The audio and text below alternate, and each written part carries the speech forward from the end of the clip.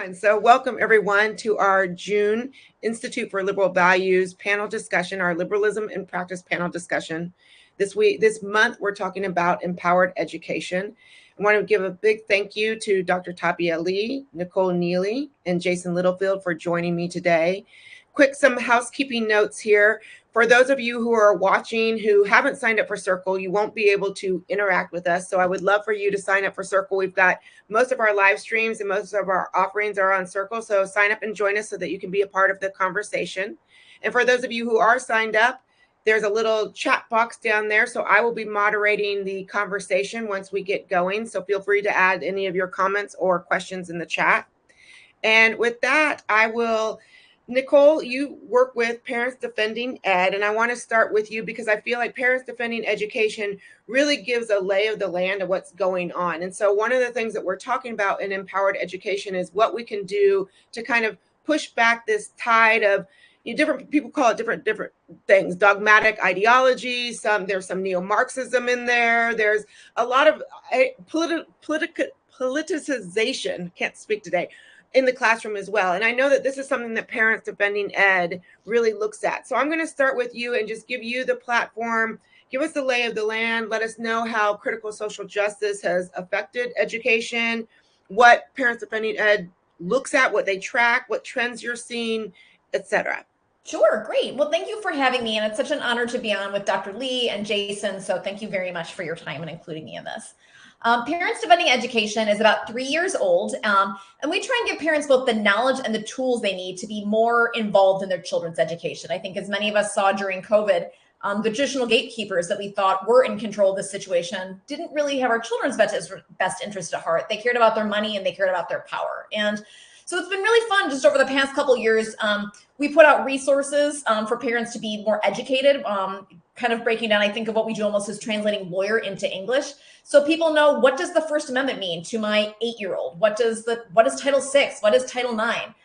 So that they know where the red lines are. So if and when, unfortunately, a school crosses that red line, they know something has to happen.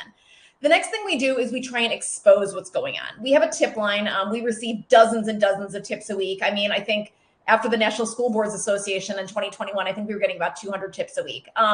And then we also love to file public records requests just to see how different contracts are being written, kind of conversations between school officials, things like that. And then we also try and empower people. We want people to get off the sidelines and get involved. And obviously, everybody has a different level of risk tolerance. And so for some people, getting involved is just sending us a link, checking a box if they want to be anonymous, and that's it. Other people want to run for school board. They want to flip their school board. They want to serve a committee or something. And so we try and walk them through those options. And so just looking back over the past 3 years, it's been kind of a wild ride. In 2021, almost everything we got in through our tip line was about race. This is in the wake of George Floyd's murder. We saw a lot about Ibram Kendi. The 1619 Project was being put into schools. A lot of schools were putting out statements about anti-racism. We were all told to do the work. And so I think a lot of people, they were sort of grappling with that and how that was manifesting in schools. In 2022 and 23, we saw a lot about gender that came on just like a freight train. And I think that was largely driven by the Biden administration's Title IX rules that they put out, and which they recently just released their final versions. And those are set to take effect in August 1st of this year. So I'll just quickly run through kind of a couple different buckets of the things that we see. The first is, I'll put it under the bucket of critical race theory, even though we have been told over and over again from places like CNN that critical race theory is not being taught in schools. What I tell people is, look, I don't care if you call it magical unicorn theory. What is happening in classrooms is that children are being treated differently on the basis of race, and they are being told to view others accordingly and to treat others differently on the basis of race. That's wrong. It's immoral. It's unconstitutional. And so this is manifested in a couple different ways. The first is just, district messaging, district displays.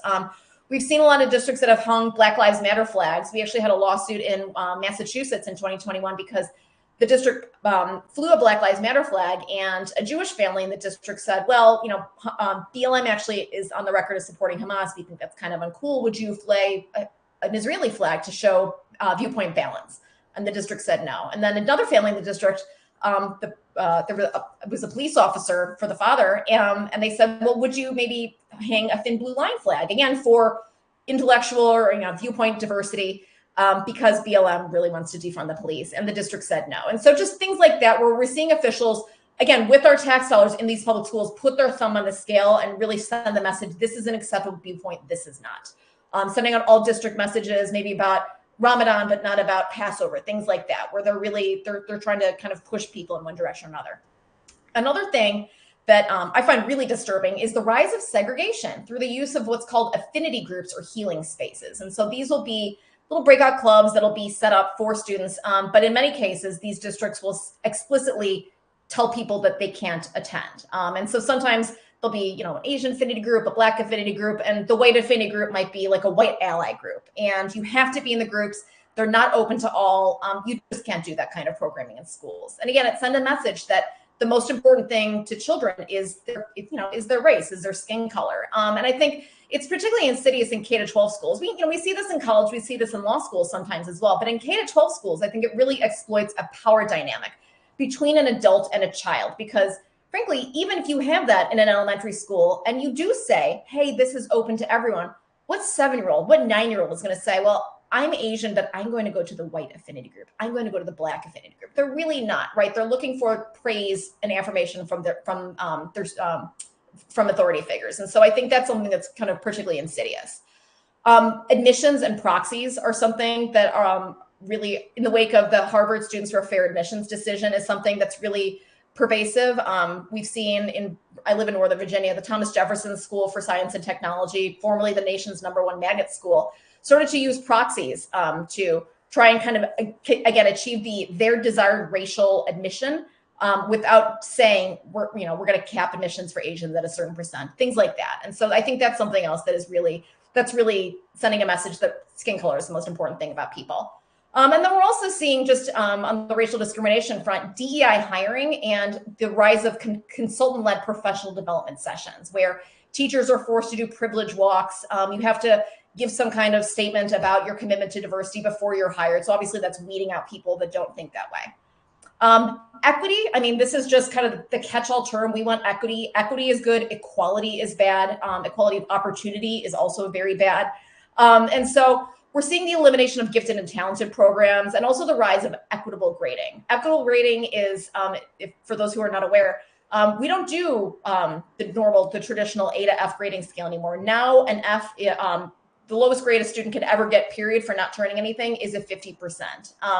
And students have, in some cases, unlimited time to turn in assignments late. And so this is done because they want to kind of show that some totality of a student's experience. They don't want students to obsess about getting the right grades and being punctual over things. This is done under the guise of helping students. And frankly, it's really not teaching students good life skills that will help them thrive once they get out of school. Another thing that we're seeing is in curriculum, the rise of ethnic studies, again, where it's really emphasizing race, division, and balkanization, as opposed to bringing people together and let's learn about other cultures. It really sets up that oppressor-oppressed narrative, the victimhood kind of framing. And for those kind of lessons to be carried through, another major element of ethnic studies is what's called action civics. And so it's encouraging students to literally get out and march for Palestine. And then it's been funny over the past couple months to watch universities be mad that students are protesting. When I read an AP article where a student at Princeton said, that was my whole application essay, was that this is my activism, this is what I do, this is what I did when I was in high school, and now they're mad that I'm doing it on college campus. It's kind of like a reap the whirlwind situation. But again, these are not skills that will help students fit in and acclimate to an organized society. And then just overall, as far as the anti-Semitism stuff goes, the silence and inaction, I think, has been really deafening. Watching people who marched, who spoke, who stood up for George Floyd, really have not said anything about what's been taking place in the anti-Semitism front. Radical gender ideology is something also that has come on like a freight train, as I said earlier. We have been tracking at Parents Defending Education the rise of parental exclusion policies.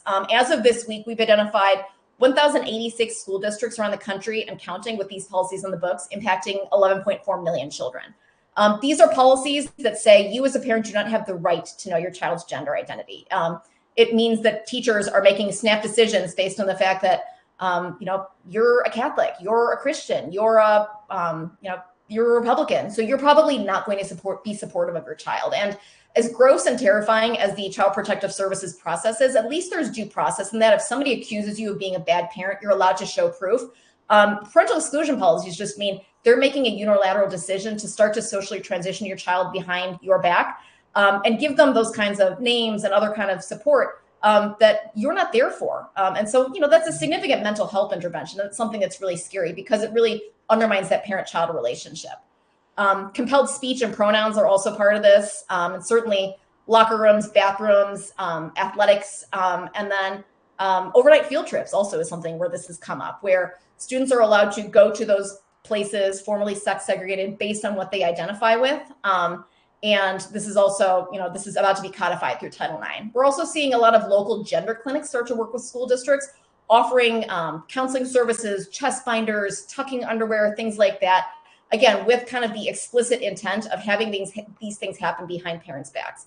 The fact that in many states, there's a really low medical age of consent. In California, it's 12. In other states, it's 14. Apparently in Louisiana, there is none. A lot of this was put in place in the 90s under the guise of reproductive care, but now reproductive care includes things like hormones, therapy, abortion. And so a lot of these procedures can and actually are taking place behind parents' backs. These things are being enforced right now in schools through things like student speech codes, through the discipline code, defunding school resource officers, something called restorative justice, where rather than actually students being disciplined for bad behavior, they go to the principal's office, they sing Kumbaya, they're supposed to sort of mediate their way to a solution.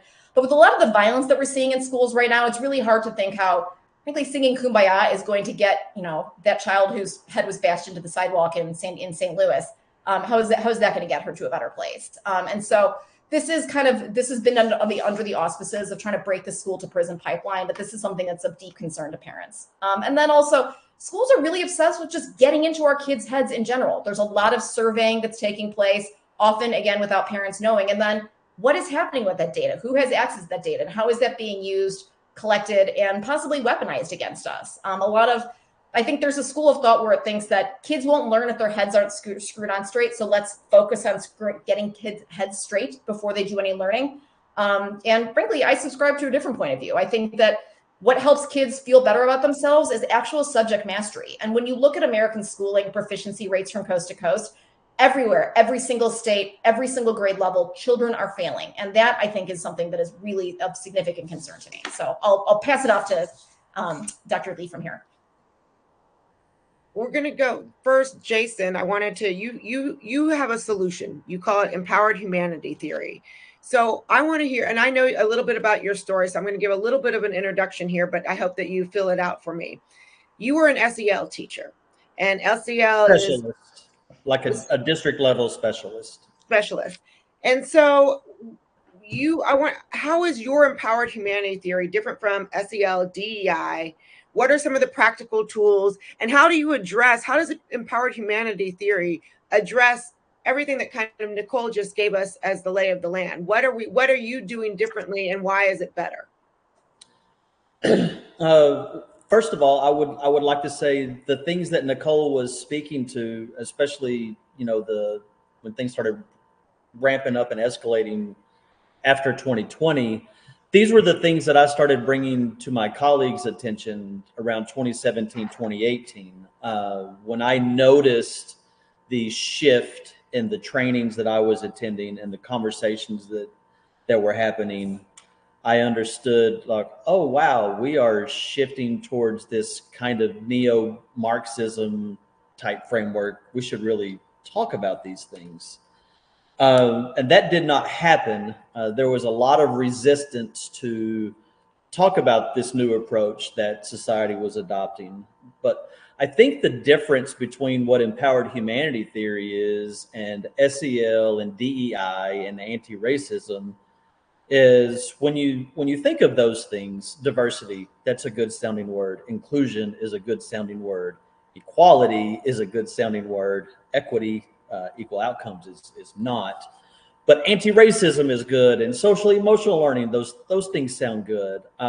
Broadly speaking, and I'll just think about the positive intentions of those words. Those are frameworks for increasing personal well-being, increasing relationships. We all kind of want those things, but what I noticed is that when you look, I guess, lift up the hood and actually examine the tools, they are not those things. And in fact, when we apply a critical social justice informed DEI and anti-racism and SEL, it's actually impairing our social, emotional, and psychological well-being. So realizing that is when I started working on empowered humanity theory. And all it is it's basically a lens for viewing the world and dealing with things as they come to us. It's three attitudes. I talk about cultivating a valued-centered identity, and that means conducting your life based off of your core values. What are the 3 values that are most important to you? And put those at the forefront of how you interact with yourself, how you interact with others, and how you deal with adversity. And a way that I've seen that in my life is that for this past couple of years, gratitude was a really important value to me. So really practicing being grateful for the things that I have. And how I've seen that shift in my life is that the other day I almost tripped and fell. And I the first thing out of my mouth was thank you. Like, thank you for not falling. And I've almost like dropped a few things, or somebody's almost hit me. And now the thing that my natural instinct is to say thank you for things not being as bad as they could have been. So I really talk about developing your identity based off of your core values, because what kids and adults we're all being told is that your identity is based off of your skin color and your gender and those traits that are there. And I found that that's a very hollow, very demeaning, dehumanizing, and indignified way of seeing yourself and each other.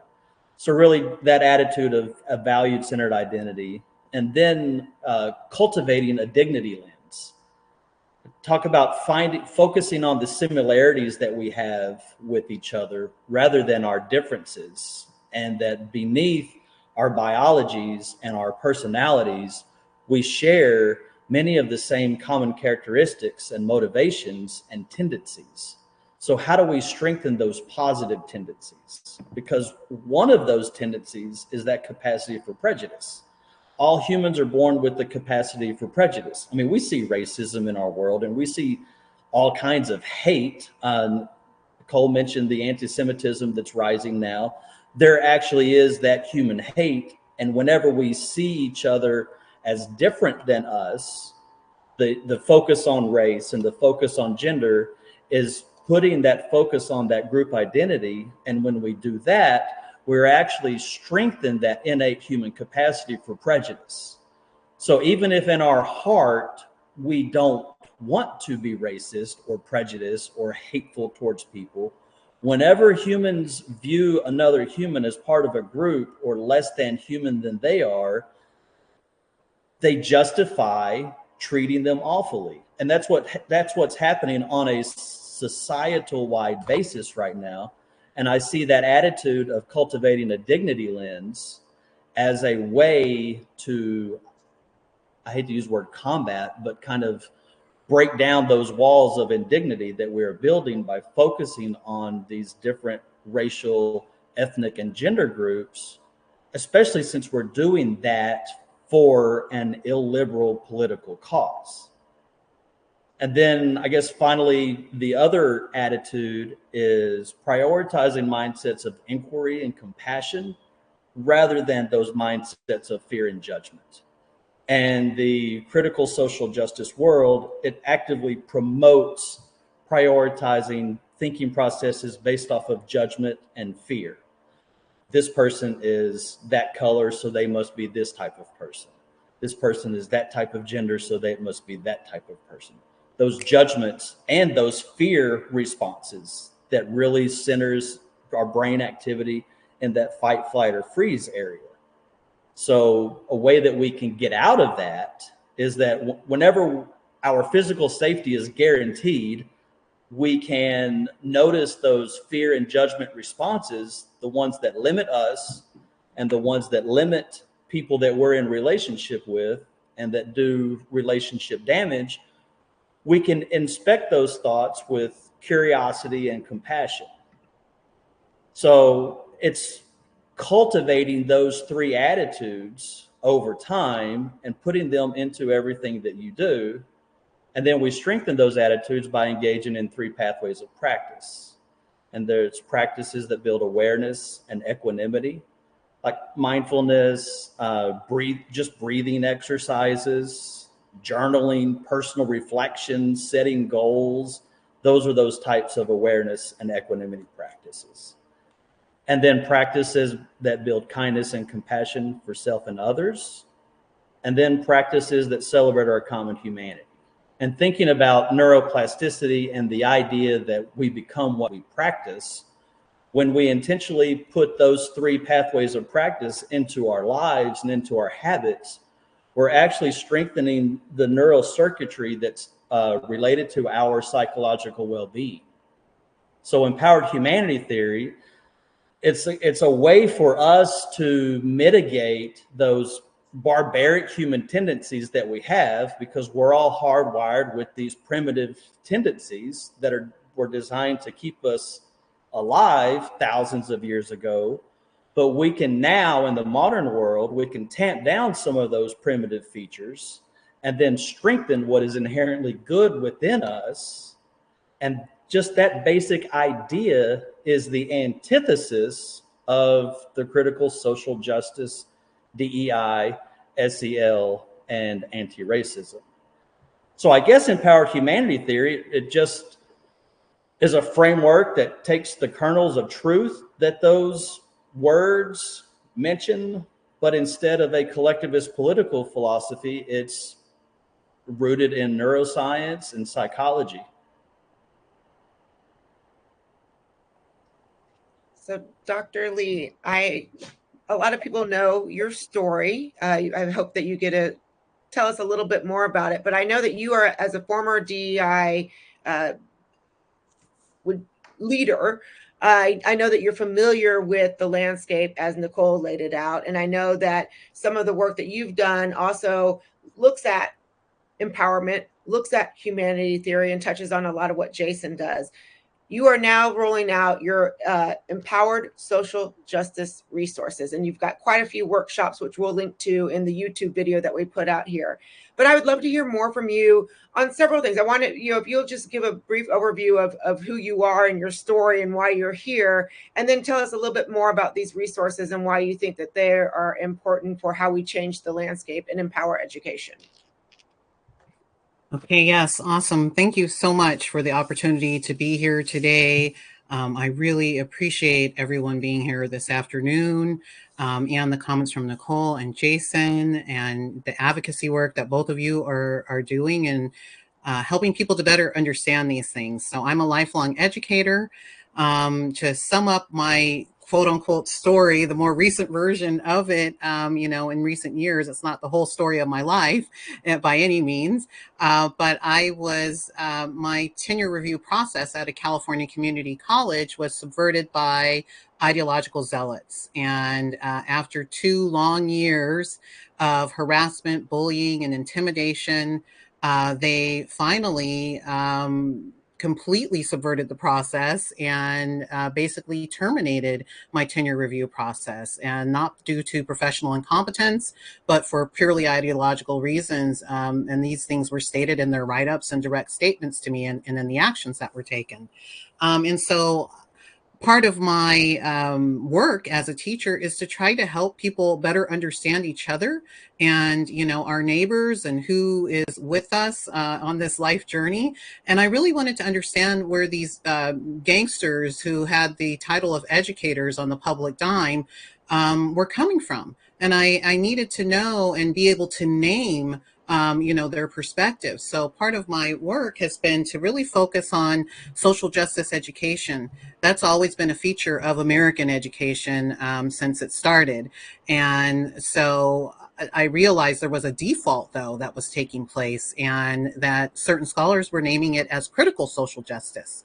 And I saw that what happened in that situation that I found myself in when I went into the California Community College, which is completely captured by a critical social justice perspective. I was working from a more classical social justice perspective.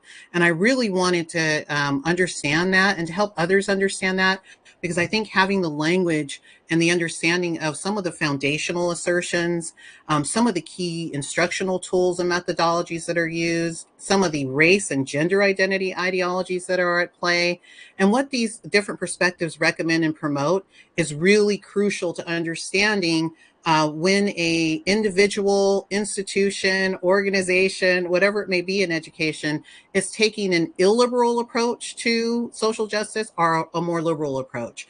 And those terms even I'm using in different ways than you may have heard them used.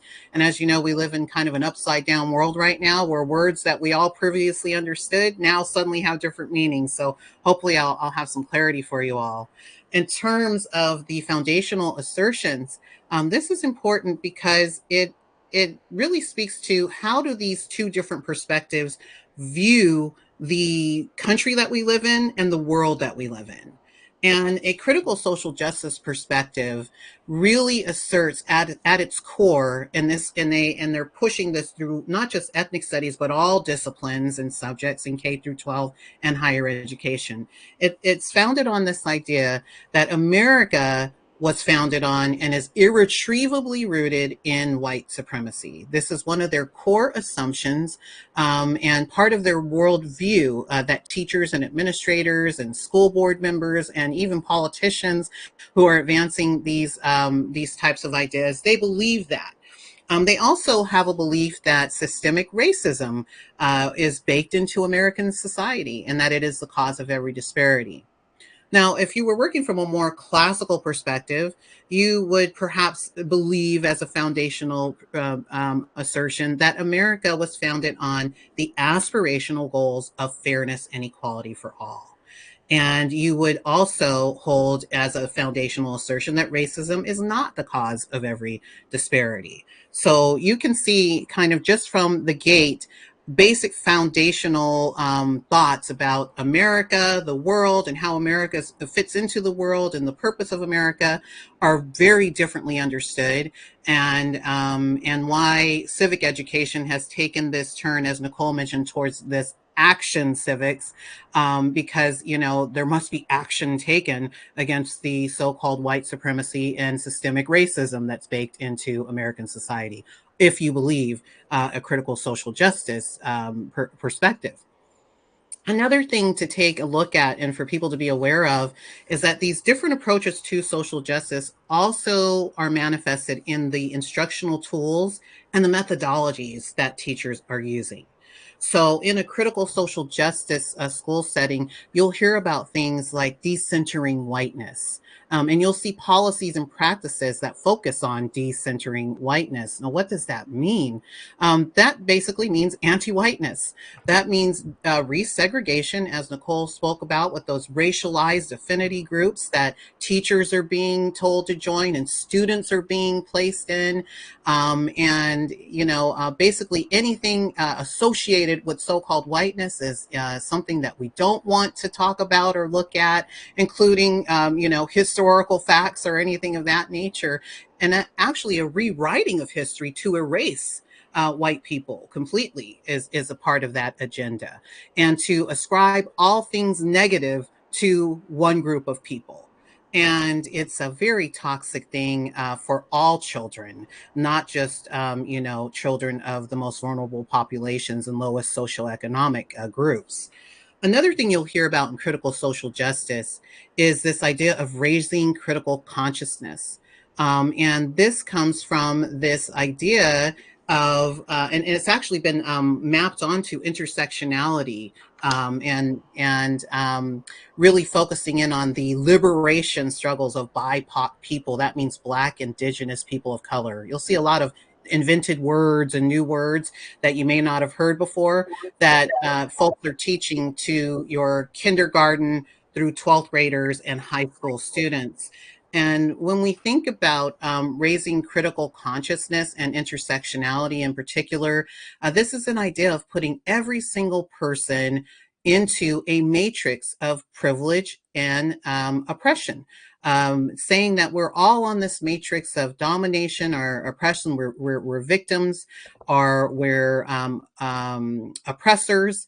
And this goes by your gender identity, which is another unproven construct that they use quite a bit from the activist field, and also your race and other factors of your identity, check boxes that you may have, and really telling students from kindergarten on up that you are born into your race or gender identity, and that you must account for the sins of your forefathers if you were born into the wrong caste that they're placing you into or ascribing you into. So it requires students to believe that race and gender identity are real. And there's no wiggle room with that. It's an assertion that's made by the authority figure that's in that classroom with them for 6 to 8 hours a day. And they're told that you have a race, you have a gender identity, and we're going to teach you all about it, and maybe even help you transition from your gender identity without your parents' knowledge with the policies and practices that we engage in. So how is it different from a classical social justice perspective? Well, from a classical social justice perspective, you would be seeing an emphasis on American pluralism. You would be seeing an emphasis, instead of critical consciousness and being aware of your victim or oppressor status and fighting the power and all these other things. Instead, you would be looking at social consciousness. And that comes from the work of Cooley. And it really speaks to the fact that we're all interconnected as human beings. And that we do have a responsibility to one another, instead of, a divisive construct, which tells us we're in perpetual struggle with one another for limited resources, and all the other communist rooted ideologies that come along with critical consciousness. The other thing that a classical social justice approach does is it focuses on the contributions of diverse minoritized people to e pluribus unum and a more perfect union. We are out of many one. We are a nation of many peoples, and always have been. And really, what the critical social justice framework does is it tells us that there's only 4 groups of people we should ever look at or study in our history classes, or in our civics classes, or in our ethnic studies classes. And this comes out of the advocacy of the Third World Liberation Front in the 1960s in California, my home state, one of our gifts to the nation, I sometimes say. And this movement was one of the most violent student protest movements that the nation has ever seen. And they were demanding establishment of a college of third world studies that would only focus on Black, Asian, Mexican, and Native American studies. And this is where the whole studies movement comes from. Now we see these studies programs throughout the nation. The reward for these violent protests and demands and racist demands that were made were that multiple colleges in California set up actual colleges of third world studies, and they set up ethnic studies departments as well. And once other folks in the nation saw the success that they had, they began to also establish these gender studies, ethnic studies, women's studies, American studies, Jewish studies programs. And all of that sounds great, right? That we would have an opportunity to learn about American studies and Jewish studies, only if it wasn't from a critical social justice lens, which is what the Third World Liberation Front demanded, that only Asian scholars be studied to teach Asian studies, that only Black scholars be studied to be hired to teach Black studies, and that there be preferential admissions policies developed and established. And they were successful at that. And we're seeing the roots of this and the structures that they demanded and called for. If you go back and look at their primary source documents, you see this happening in our DEI programs, in the ethnic studies programs, in the revisions of American history and civics and social studies, and in the Southern Poverty Law Center's social justice standards, which align completely with the critical social justice ideology and have been adopted uncritically in K through 12 schools. And so let's take a look next at the race and gender identity ideologies. And I think this is so important that we understand that critical social justice is like a meta framework. And it is one that does involve race and gender identity ideologies. And that's why sometimes parents, when they start to look at it just from a critical race theory lens, and then they're told, oh, that's not being taught here. That's just a, right-wing conspiracy. Don't worry about it. And then they don't realize why their student is also being shown the gender unicorn, or that being taught that gender is a spectrum. And that's because these third world liberation front progenies have really stated in their points of unity that queer theory and queer studies is ethnic studies. And so when you wrap your mind around that, you'll start to understand why you see not just the focus on race and hyper focus on race, but a focus on gender identity check boxes when people are working from a critical social justice perspective. We'll see an embracement of race essentialism and gender identity stereotypes, and kids being pushed into, this is your race, this is your gender identity because you like this or that, all based on stereotypes. It's very regressive in nature.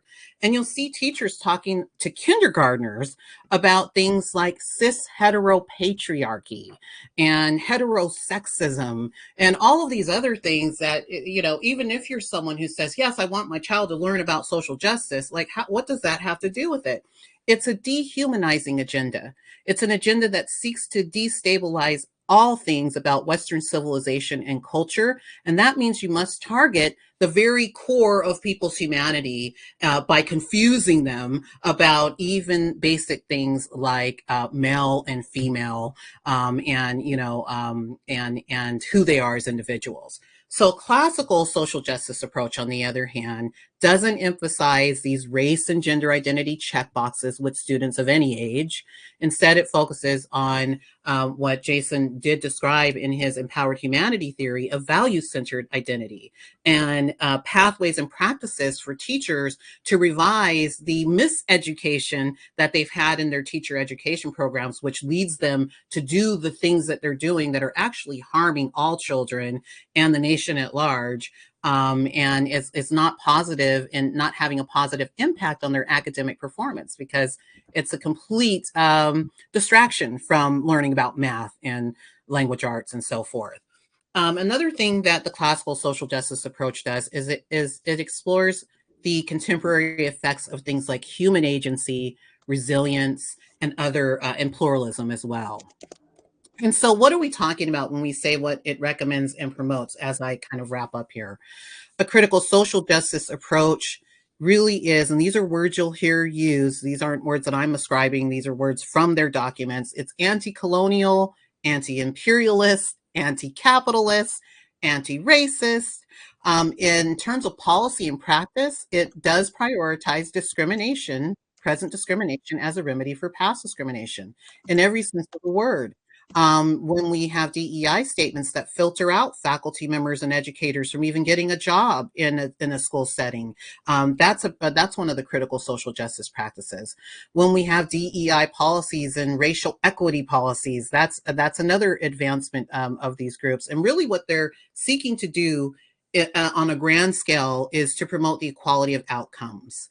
And that's why you hear so many scholars saying, hey, this is actually communist at its root.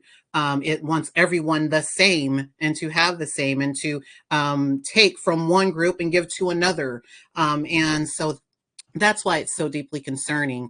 A classical social justice approach, on the other hand, is rooted in liberal democratic values. And that doesn't mean about any political party. These are the values that America was founded on, that belong to all of us, Republicans and Democrats, liberals, conservatives, all people who are Americans.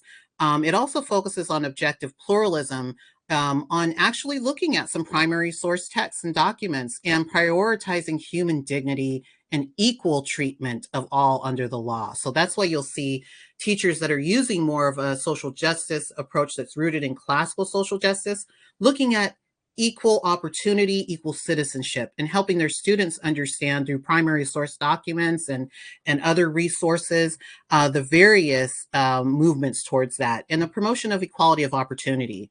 So at its core, when we're thinking of critical or liberated approaches to teaching social justice topics in any class, they're being pushed into all classes, right? It's actually almost a distraction from the content and the subject matters, but it's really helpful for us to be able to identify when we're seeing a liberal approach, which is a critical liberated approach, or a liberal or empowered approach. So under an illiberal approach, you'll see a rejection of objective knowledge and truth. You'll see things like collective experience trumping individuality and universality. Those two things aren't talked about at all. You'll see an ascribing of collective blaming to dominant groups, assertions that the most oppressed deserve equal outcomes by any means necessary. And you'll see this cultivation of pessimistic skepticism about reality and about the progress we've made as a nation. And a very anti-American lens that it's all viewed by. From a more liberal or empowered perspective, when we're talking about social justice, you'll see a centering of truth, objectivity, and merit in justice. You'll see teachers speaking about rights belonging to individuals and not groups. Appeals to fairness and empathy, the idea that everyone deserves equal rights and opportunities, and a cultivation of reason and compassion and a recognition of progress instead of saying, oh, we've made no progress and now we just need to burn it all down. So I hope that helps people to better understand the differences in these approaches. I do have the empowered social justice resources that I've developed and counterpoint standards to the Southern Poverty Law Center standards, which are identitarian and gender identity based and focused. The K through 12 standards I've developed are rooted in liberal democratic values, and they are helping teachers to develop some guiding principles and practices that are rooted in empowered humanity theory that will help us to move ahead from the very dismal state where we find ourselves, because so many people have embraced nihilistic and communist founded ideologies and practices in their classrooms. And we're seeing it through the grading system, through the practices and policies, through action civics, and so many other things that we can point to. And so I'm just thankful to be able to share this with folks, and happy to turn it back over to you, Jen. Well, I'm going to turn it to our audience now as well. So anyone who wants to jump in, feel free to write some questions down and I'll help moderate them. And while we wait for that, I've got a couple questions myself. So it seems like, Jason, I know that you are part of SEL, Empowered Humanity Theory. Lee, you've got the Empowered Social Justice Resources, the classical social justice versus critical social justice. And so I think that all of us here believe in things like diversity, believe in equality, believe in inclusion. So all these words that have been hijacked, social and emotional learning. I mean, these are all good things, and it's just kind of been hijacked in a certain way. And in a way, too often that parents or teachers sometimes don't even know that it's been hijacked, right? Because again, the language is lovely. And these are things that I think are, Lee, as you laid out, classical American values, classical liberal values. So my first question to you is, to everyone here, there are some people, though, who just say, let's scrap it all, scrap all DEI, scrap all SEL, like this has become just too troublesome, scrap it all. And as a matter of fact, I'll just give you a little a little antidote even. So someone that we all know here shared this panel discussion to a wide audience, and someone came back to the audience and said, liberal, what are you trying to do? What are you trying to promote here? And there was just this lack of, again, language has been hijacked. And so even talking about classical liberal values has become almost a landmine because of this. So my question to all of you is, do we just throw our hands up and say, scrap SEL, scrap DEI, let's just get back to like math and science, English, or is there room there? And I think I think you all have answered the question for me. There is room there through these different methods that you've talked about. But tell me more what you think about that and that kind of feedback of just scrapping it all. And anyone can answer that. Oh, Jason, you're muted.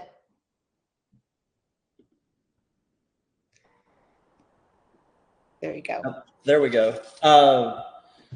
Just real quickly, in theory, I guess you could scrap everything, but in reality, people still have to work with each other, and people still have to deal with the stresses of being in a classroom as a teacher. People still have to deal with the things that life throws at them. I was working on empowered humanity theory the past 7 years. I went through a divorce. I was a single parent. I was a part-time parent. I cared for my father during his final days, and I was with him when he passed. I've moved 3 times. So just the things that life throws at us, and that's what empowered humanity theory is to me. It's that, how do I deal with people? How do I deal with stress? How do I deal with these situations? So people need something like that. And my work is primarily around climate and culture of schools and buildings. Principals are concerned about teacher burnout. Principals are concerned about classroom management and keeping teachers and not having teachers be burnt out and having a positive working climate.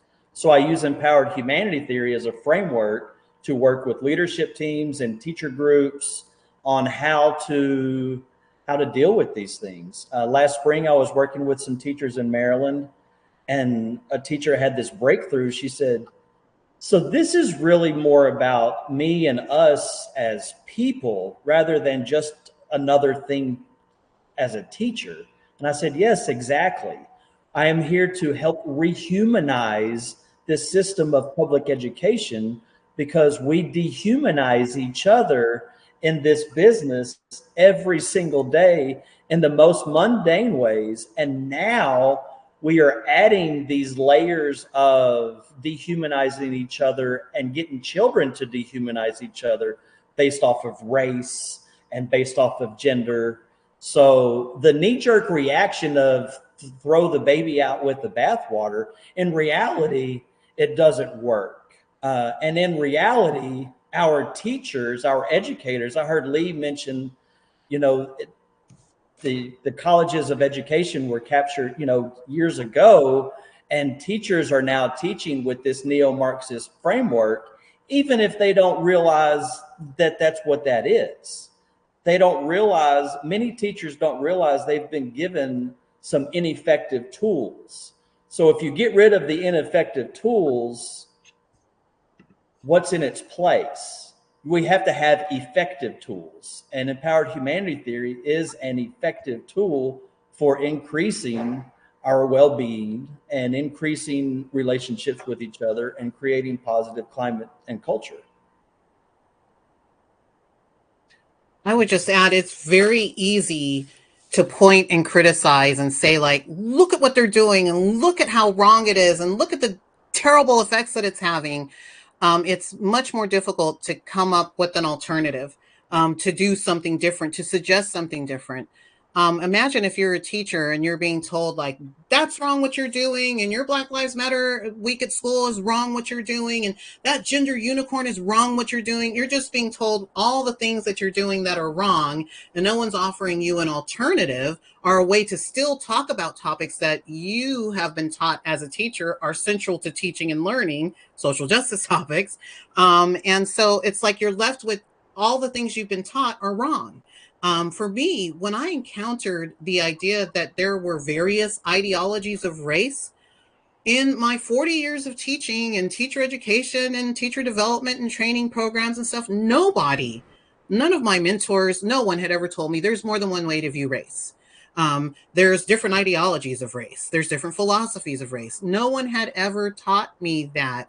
And so when I discovered it, I immediately wanted to share that with my colleagues. And unfortunately, they're under a specter of illiberal critical social justice, wherein there's no other way to view the world except for that way.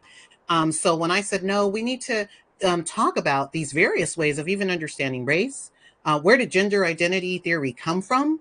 Why do we speak about it now? How did gender identity and sex become conflated? All of those things people don't want to take a look at because it's really been drilled into them, that, we're fighting the powers. There's people that don't want to see change and progress. They want to ban real history. Well, real history is learning about an authentic history of America. And that means learning about the idea that race and ethnicity are contested topics. It's not just a social construct, and we need to accept it carte blanche at that. And two, that gender identity is a contested topic, and it's a contested ideology, and we need to understand and sometimes even look back to our very recent, past. Before all these things became our daily realities that we hear on the news even now, and say, hey, let's ask some questions about that. Let's talk about these different theories amongst ourselves so that we can better serve our students, and have them better understand each other. And unfortunately, this has been allowed to go on now for a couple of generations.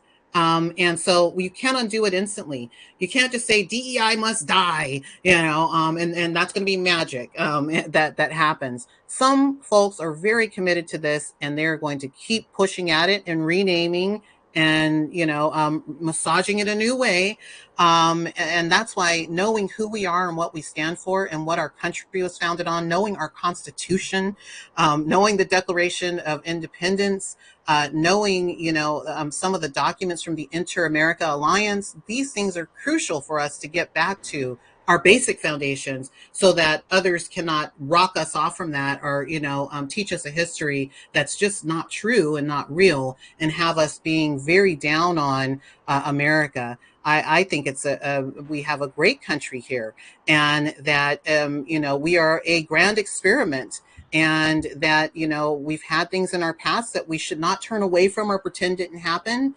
and that includes our present reality that we find ourselves in and how we got here. We should all face it and then try to look forward together.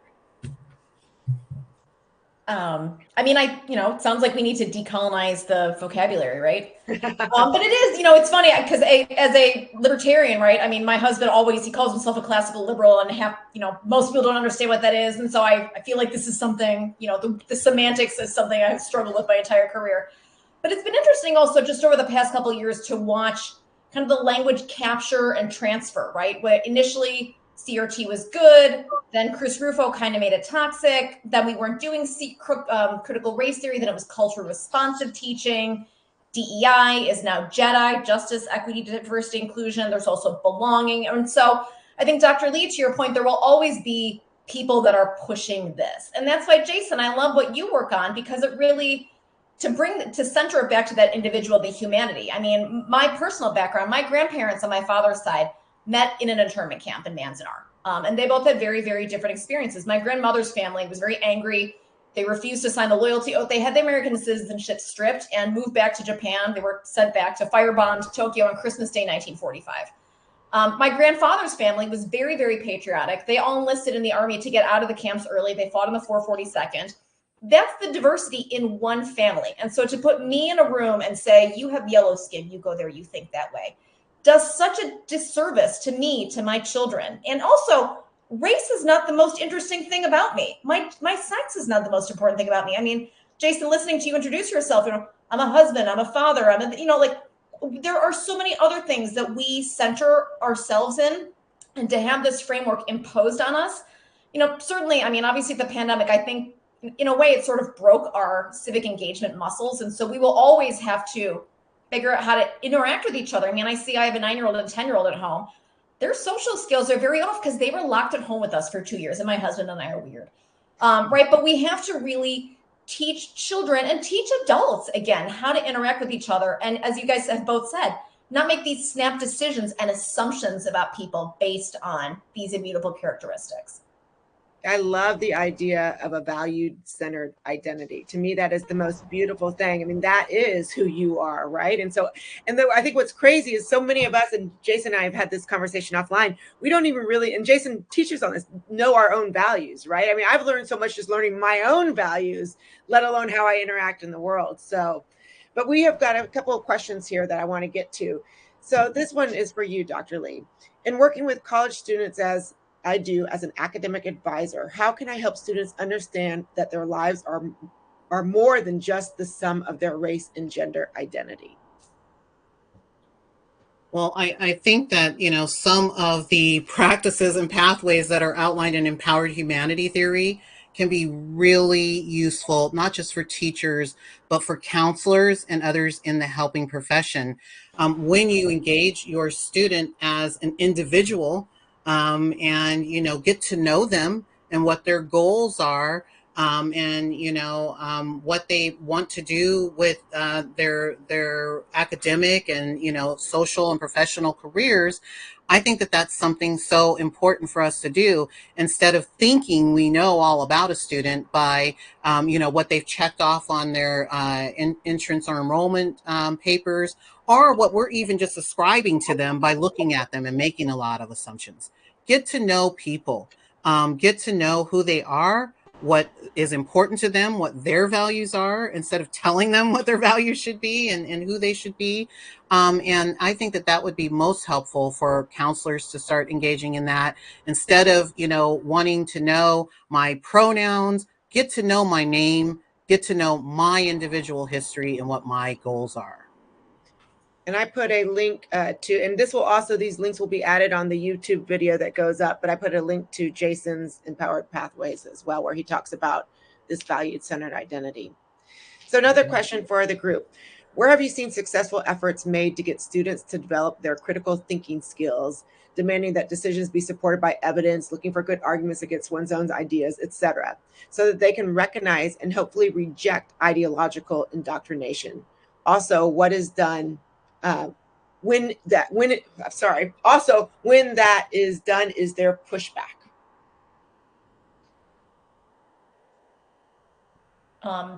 Personally, just working in the K-12 space, one interesting thing, and just kind of looking at kind of the finger pointing in education, teachers, I think, say, and rightly so, families have a role, right? It's sometimes kids go to school, they're not ready to learn, they're not properly fed, they're not properly clothed. Families have to play a role, and they can't just hand kids off to teachers. Same thing. I mean, you can't just assume that a teacher is going to teach your child everything and you're going to agree with 100% of the time. That will never happen. And so you have to have these, I think is the flip side of the parental rights movement is with great rights come great responsibilities, right? That's like a Spider-Man thing. And I think so you sort of have to encourage families to, have those conversations, have that dialogue back and forth. Here's what you learn. And, it is obviously, and I think, different ages, right? It's easier to push back when you're in college as opposed to like when you're like in first grade. And different teachers certainly have different, levels of what they're okay with being pushed back in. And so I think it's a very, very personal decision. But it is, we tell people all the time, courage is contagious, right? If you can impart that to your child and say, this is what this is what our family values are. Here's how I have made my way, and to model that good behavior. There's kind of the dialogue as well as like kind of the teaching part of it. I don't know. In terms of the teaching part, I would just add successes that I've seen in terms of critical thinking with college students and high school students alike. I've run my race ideologies workshop with them and taught them that there are various ways to see and understand race and interact with it. And for many of the students, when they go through that workshop, I've gotten feedback, like, I realized that I've only been taught one way of viewing race, and it's been consistent throughout my schooling. And my teachers have never told me that there are different philosophies or ways of seeing it.